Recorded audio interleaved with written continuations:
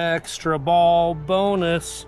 Trailer Tom Resort report for Tuesday, December 30th, 2025. Ruby Hill Rail Yard, Colorado, USA. Not much snowboarding happening here. You got some dirt bikes happening. Little jump up here. But gosh, it's such a different scene here. Not much snow. A couple years ago, Disco Darren and I got first drop here. There wasn't any chair lifts, but you got a hike park usually here at Ruby Hill Rail Yard. Yeah.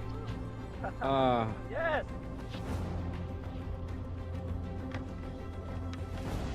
This place is located 5 miles south of downtown Denver.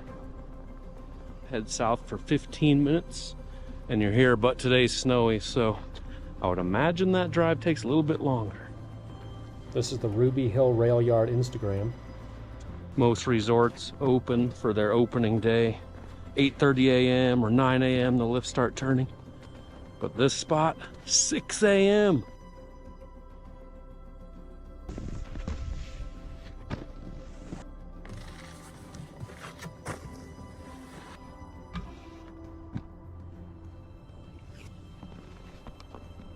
I have never ridden a half pipe in Denver.